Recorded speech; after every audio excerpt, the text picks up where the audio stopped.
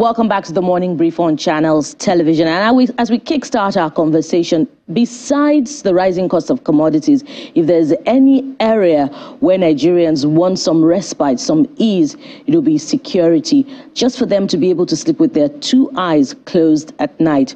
Well, that seems to be long in coming, as we told you earlier, that Nigerians have witnessed yet another kidnap incident in Kajuru community in Kaduna State. That's besides what happened in Delta State. And that's why we're keeping our focus on the subject matter of security this morning. And that's where we're starting off, as we have joining us Major General Cecil Esekaigbe, who joins us from our Abuja studio. He's a retired Army general. He joins us for more on this subject matter of security. Major General Cecil Esekaigbe, good morning and welcome to the Morning Brief on Channels Television. Yeah, good morning, Bukola. Thanks for having me. Thank you so much, sir, for joining us. Now, let's start with Delta State. I wonder if you can give us an aerial view of what may have happened based on your experience within the Army, because the incident leaves more questions than answers. And indeed, Nigerians are asking, what exactly happened? Who gave the order for them to go on that peace mission? Besides that, there were 16 soldiers in all.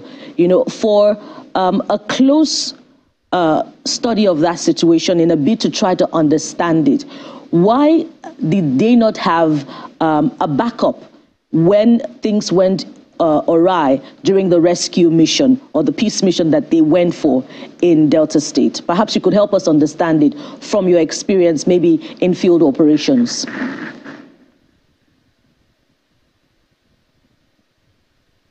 Yeah, before I start, let me say, my sympathy goes to those gallant officers and men that were brutally murdered through senseless killings, and to those civilians who were also victims of that mayhem. Now, this is what comes to play when you have institutional failures in all segments of the society. Now you talk about communal clash. Now you talk of the role of the traditional rulers in these communities. Then you talk of the local government authorities, and before you talk of the state. So when there is failure of governance and the attendant ungoverned spaces, this is what you get. And I thought that after the Odi and Zaki incidences, we will not witness this kind of, brazen attack on people that lay down their lives to protect you and the community. Now, there was a story that there was a communal clash, and there was somebody that was adopted, one Abo. Now, there was a call to the battalion, 181 battalion in Bomandi, to come to the rescue. But there are pertinent questions to ask here. Now, what was the intelligence surrounding this operation? And two, is it the job of the Nigerian Army, to go and retrieve or settle communal clashes? Now, three, when you have decided to go and intervene, what was your clear mission? Was it defined? And how do you send an officer and 3 men, to go to a place where you have not gotten adequate intelligence of the happenings in that place? This calls to mind the need to go down to the basics of our infantry tactics. And even the attendant effort to go and rescue those 3 soldiers and officer was also poorly organized. There is no need. This commanding officer of a unit is the last hope of that unit. Why should a commanding officer leave his unit and go for such a mission? And in a battalion, you have a minimum of 4 companies. And what we call a company in the Army is about 120 men, to be specific. And you have platoons, which are about 1 officer and 38 men. Now you went with 2 majors and 12 soldiers. You haven't gotten the intelligence of what that situation is in that place. So just go there like that for such a mission without adequate intelligence is a misnomer. Now, where have we gotten to this level? We have gone to a serious empathy deficit trust deficit in our communities. Soldiers are supposed to be treated with utmost respect. Soldiers lay down their lives for you to be able to sleep comfortably. The senseless massacre of soldiers is unacceptable. And for some Nigerians to react to this unwanted destruction of precious lives, I hear some social media asking some funny questions. Soldiers have done it again. They did it before. They exaggerate, the failures of the military and totally relegate the conscious and noble effort that they put in. There are questions here. 1, what happened? 2, is the Nigerian Army supposed to come in there? 3, where is the police? The police is the lead agency in internal security. And the time has come for us to withdraw our soldiers from these responsibilities that are not supposed to be their own on the first line. And there are basic tactics, there are doctrines and training in the military and other security agencies. At what point does the military come in? Have the police gone in there and they are not able to do it and they call for the Nigerian Army help? And even the process of calling for the Nigerian Army help has a procedure. We must redefine our professional ethics. We must go back to the basics. The training and doctrine of the Nigerian Army should be revisited and seriously implemented. Otherwise, you are going to dampen the morale of these gallant men and women who lay down their lives for us to have a peaceful country. Major, I'm just processing what could have happened on that particular day. But let me pose a question this way. How did it happen that 16 armed Nigerian soldiers were slaughtered in that manner? Could this be because the people who committed this heinous crime were so much in number and they were overwhelmed? Or is it a question of armory or powerful weapons they use that overpowered the military? From your experience, how did this occur? Because people are feeling like 16 soldiers killed. How? You see, it's unfortunate. We have spent a lot of money to undertake what we call an amnesty program, which was designed for those militia groups to lay down their arms and get amnesty. If after the amnesty and the purported surrendering of weapons, we still have local communities that have sophisticated weapons like this, it calls for, re-examination of the entire process. Now, don't forget, you call it a peace mission. The mindset of these officers and men were to go and find out what the problems are and to find out why their men were kept behind. So their mind was not to go and fight. That's what you must understand.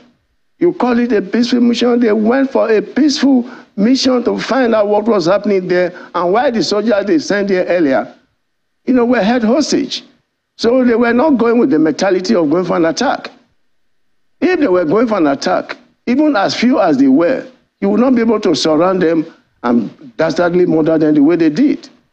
So what played out here was that they led an ambush because they knew that that officer and those 3 men that were kept there, or they would have killed, had, been deliberately kept there. And their own was to go and find out what happened and why they were kept and how, to get them back to their units. So they fell into an ambush. Of course, this militia group have sophisticated weapons. And at that level, when you are ambushed, no matter how, sophisticated you are, you will definitely have the consequence of an ambush. But that again, calls for to mind the need for training and retraining, because you must know the local environment at which you are operating. But you see, we have what we call institutional failure in all sectors. Let me tell you the causative factors of this insecurity that is everywhere. 1 is the proliferation of small arms and light weapons all over the place. 2, the menace of drug abuse. 3, the lack of governance in these states. Now, I heard they have what they call small arms and the Light Weapons Center domiciled in the NSA's office. What are they bringing on board? You don't domicile such an outfit in an office like that. They are supposed to come out, go to these various places, and retrieve these arms.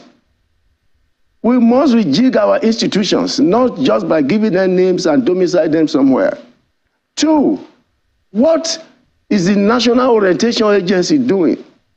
You know, to reorientate our psyche, this hatred, this unnecessary and unwanted senses of killing people aimlessly without any, a meaningful reason, should also be addressed.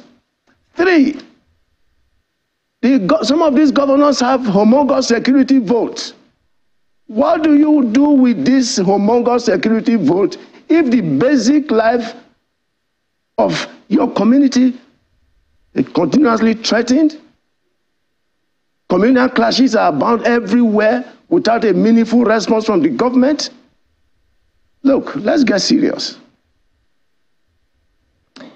Do you worry, as many Nigerians are, that things could further degenerate in those communities, particularly with reports coming through that Bomadi and Ughelli local government areas, where the incident occurred, have been cordoned off? Whatever that means, we really do not understand. But do you worry that operatives there could take laws into their own hands because their comrades have been killed?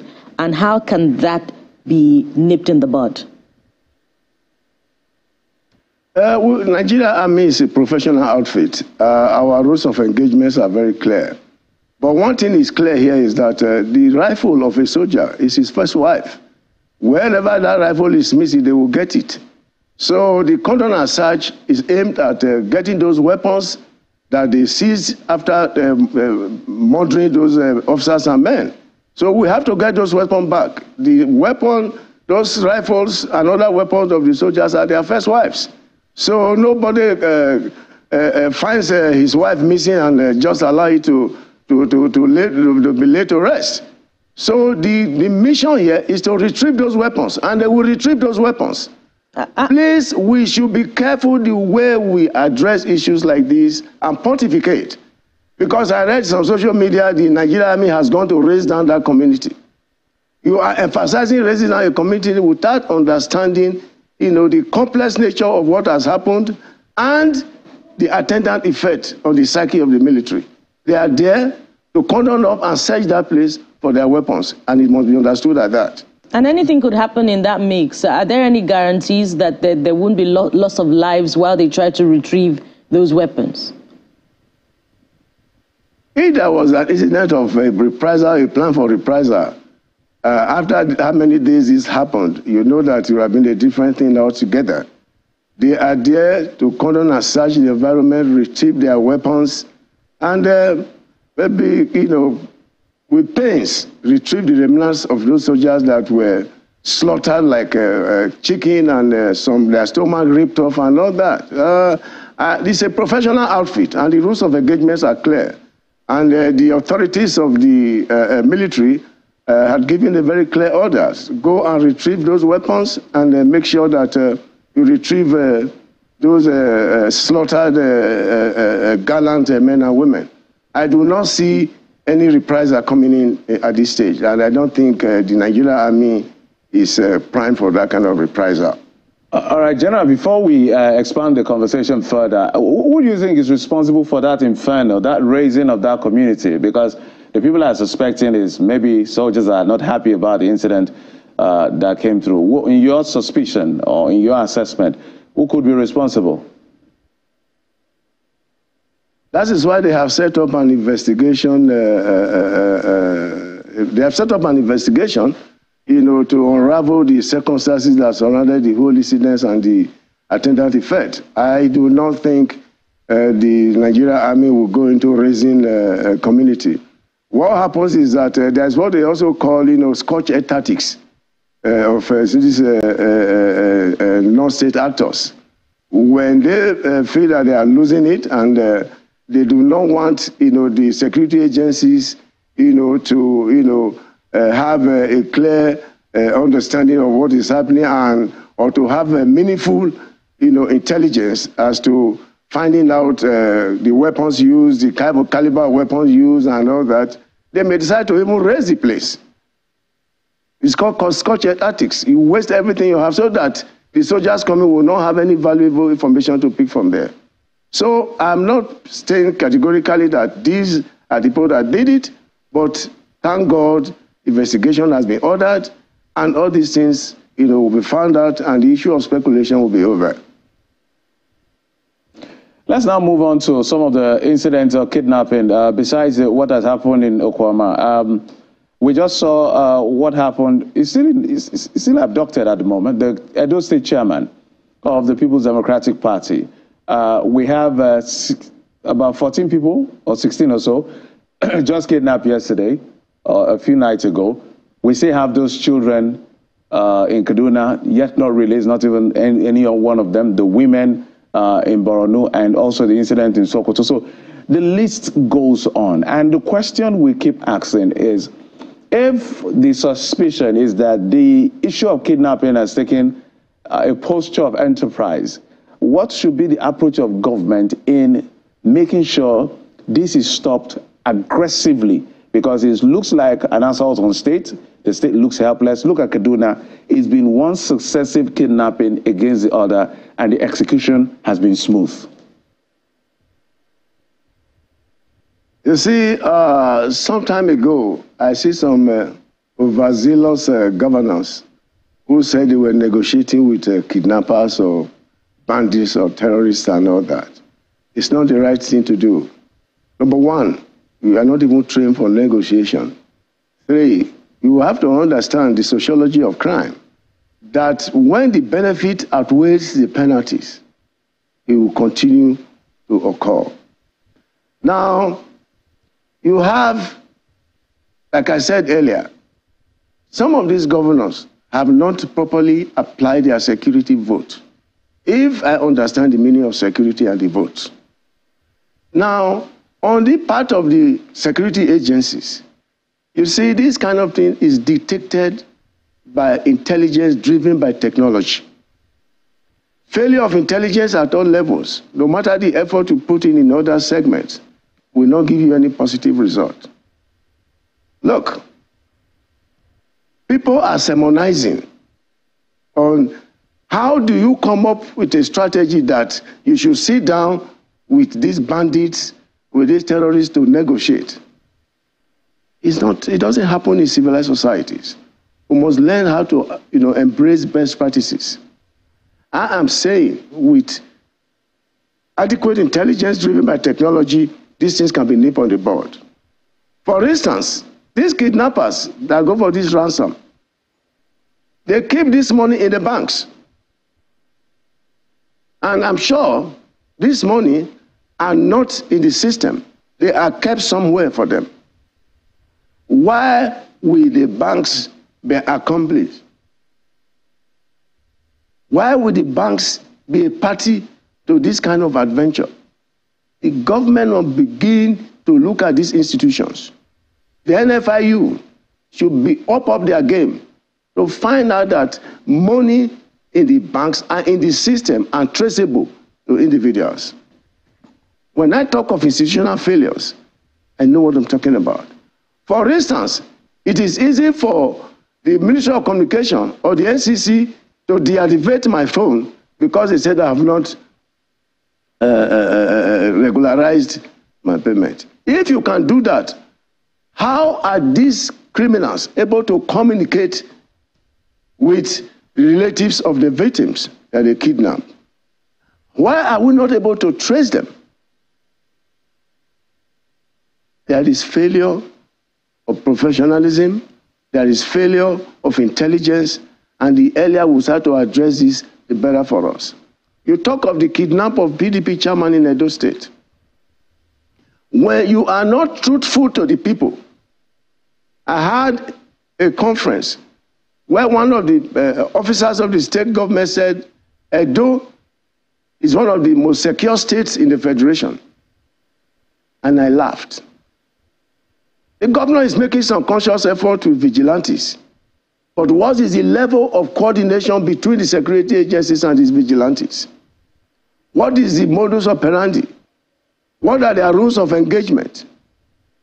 You have to take security as a serious business.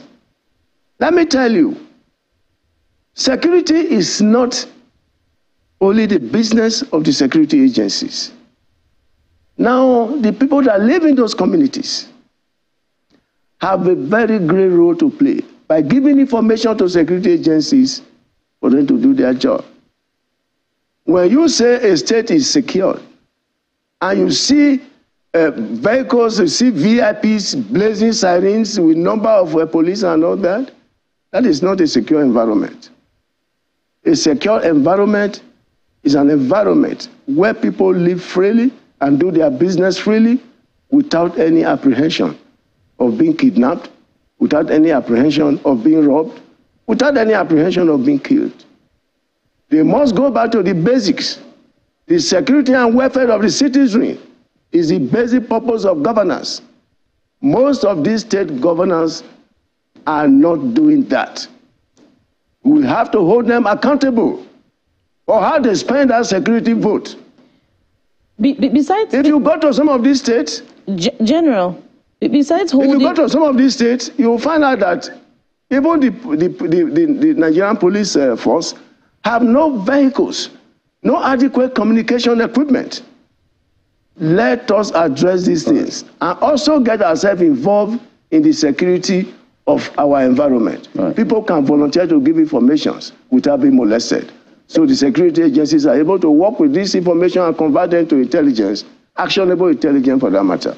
Besides holding them accountable, holding the subnationals accountable, what about the evident absence of strategy in going after the insurgents and the bandits? You know, for instance, we know that arrests have been made in some cases. We know that, in fact, some of those kidnapped, is it in Kaduna now, some escaped and even granted interviews. We know in this country that some sheiks have interacted with the bandits, have visited them. So their locations are known, at least to some people who have been able to visit them, and from those who have been released from captivity.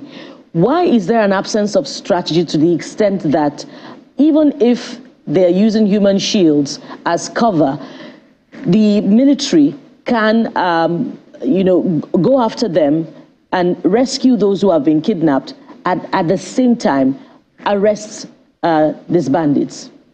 Why is it an impossible task? It is not an impossible task. These actions are going on. They are doing a lot, in this rescue effort. But when you see non-state holders, have absolute claim, the monopoly of knowledge on how to tackle bandits, it becomes frightening. I see some sheiks in a photograph with some bandits giving us an impression that they have the know-how on how to arrest this banditry and these other security malfeasance. Now the question is, what is their role in doing this? Who authorized them? Do they have an interface with the state government? Do they have the mandate of the state government to do this? And if you know these people so well, what have you come up for the government to plan the strategy of how to tackle this menace? Let's stop grandstanding.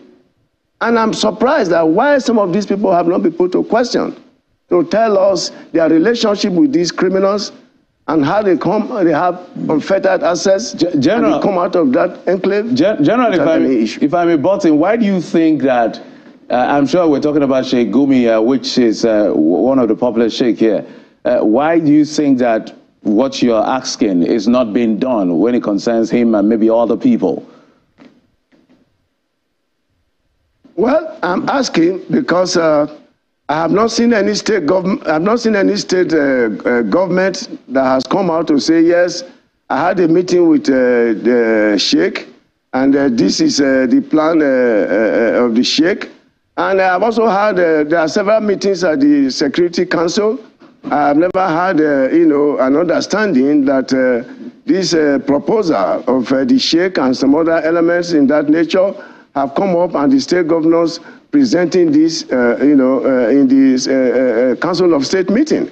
So, at best, it ends up as speculations and without a clear understanding of their roles. And I think the Sheikh should interface with the traditional rulers, the emirs in those places, and let us have a common strategy. I do not know the extent of their interaction with the traditional rulers.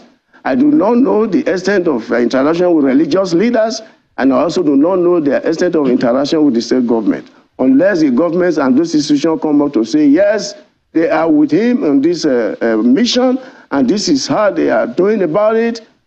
It ends up as, for me, a television show. I think I saw a headline where it talked about the fact that, look, the present administration should not be like that of the previous one. It should negotiate with these terrorists. Is that a conversation the Nigerian state should be contemplating on? Because the president has come out outrightly to say, as far as these children are concerned, the army, do your job. We're not giving them a dime. That is what I said earlier when we started this program, that you do not negotiate with terrorists, you do not negotiate with bandits in civilized crimes, and we should not do it here.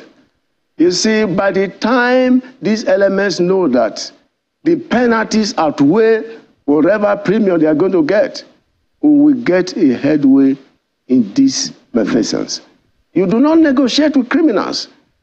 But you see, our people are very quick to condemn military actions. They don't condemn, the causative factors that lead to these military actions.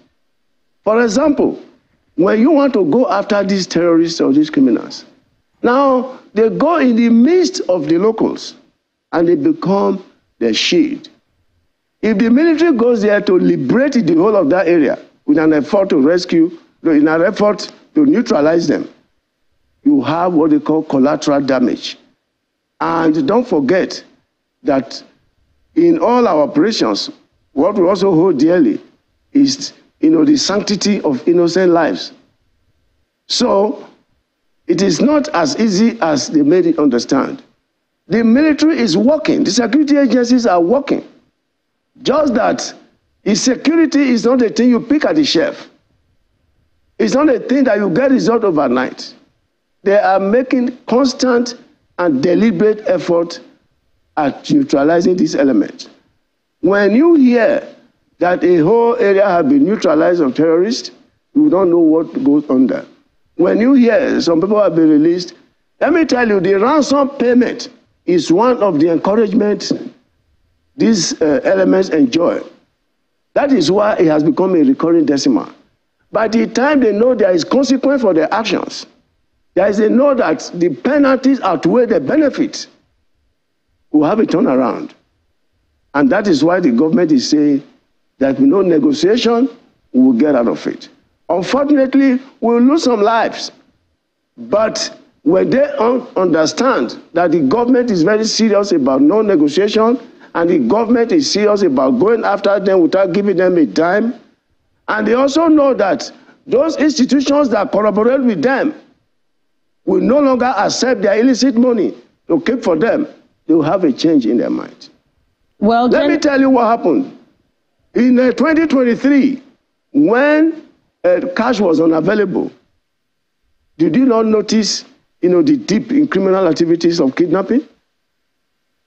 So the motivation for this criminality is just the funds, the money that they get out of it. Well, generally, if they are working, if the security agents and the army now, if they're working as you suggest, I think that there should be some results in the area of tracking, in the area of invoking the NFIU, as you say, and in the area of collaborations with other arms, such that we can see results, significant results in arrests and prosecution, but still we're not seeing it. So it makes me wonder if they're really working when it comes to collaboration. But General, you have some reactions from some who are watching right now. This one is from Egbele in Jos. Egbele says, General Sekaigbe has put it out punctiliously. It is up to all to understand that the army is not meant to intervene in civil unrest at the whims and caprices of whoever must have ordered this peace mission. The governor or government of Delta State must throw in some light. Well, that's some part of what Egbele has said. But there's also this one from Gifted in Calabar who says, all the monies we've been budgeting year in, year out to curb insecurity, what exactly do they do with them? Do we not have security drones that can give us real-time intelligence? For instance, how is it possible to abduct 200 children from the school to their hideouts without interceptions by the security operatives? Perhaps you want to react to some of these concerns and posers.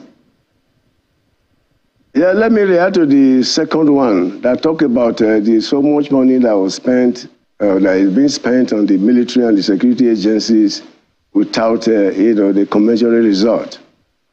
Let me tell you, I understand your feeling, and I also share that feeling in many areas. There is need to be accountability. There is need to monitor what we do with the money given to us.